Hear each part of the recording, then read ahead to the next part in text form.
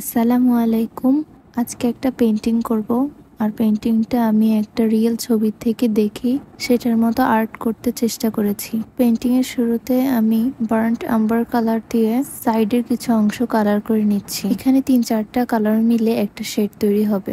এখন ক্রিমসন কালারটা দিয়ে আস্তে আস্তে মাঝের দিকে আসতে শুরু করলাম। এই অংশটা কালার করা শেষ হয়ে গেলে আমি অরেঞ্জ কালার দিয়ে আবার মাঝখানের সাইডে কিছুটা ব্লেন্ডিং করতে লাগলাম। অফ ক্যামেরায় বাকি অংশটুকু শেষ করে নিয়েছি। উপরের আকাশের ধাপটা কিন্তু আমাদের শেষ। নিচের দিকে খানিকটা সমান করে নিয়ে আর এই হচ্ছে আমার আকাশের দৃশ্য। এখন এখানে অরেঞ্জ কালার দিয়ে দিচ্ছি। এটা মূলত চাঁদের পিছনের অংশ। এখন বার্ন্ট আম্বার এবং হোয়াইট রং দিয়ে অ্যাডজাস্ট করে একটা কালার তৈরি করে নিয়েছি। এই রংটা আমি পুরোপুরি করব না, কারণ যেহেতু এটা পেছনের অংশ। এখন বার্ন্ট আম্বার দিয়ে চাঁদের ডিটেলস অ্যাড করছি। এরপর দিয়ে দিলাম অরেঞ্জ কালার। এখানে আমি অনেকগুলো রং দিয়ে তারপর এই রিফ্লেকশনটা আর্ট করেছি। এখন দিয়ে দিচ্ছি লেমন ইয়েলো কালার।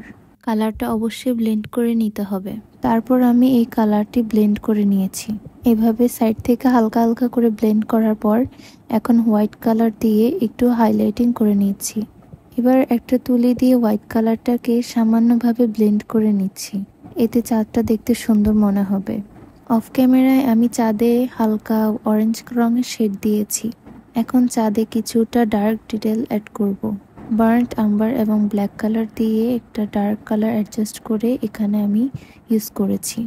এখন আমরা চাঁদের শেষ অংশে চলে এসেছি। আমি খুব নিখুঁতভাবে এখানে হাইলাইটিং করছিলাম এবং তারপর হালকা করে ব্লেন্ড করে নিয়েছি।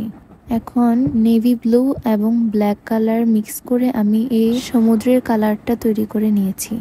এখন সমুদ্রের কিছু ডিটেল অ্যাড করছিলাম। এই আর্টটা করতে গিয়ে ফোনের চার্জ একদম লো হয়ে গিয়েছিল, তাই আর বাকি অংশটুকু দেখাতে পারলাম না। এখানে জাস্ট আমি সমুদ্রের উপর কিছু রিফ্লেকশন দিয়ে দিয়েছিলাম, জাস্ট এতটুকুই। আশা করি আপনাদের ভালো লেগেছে। আর আমার পেজে কিন্তু এরকম ধরনের ক্যানভাসের অর্ডার নেওয়া হয়, চাইলে আপনারা কাস্টমাইজড করে অর্ডার দিতে পারেন।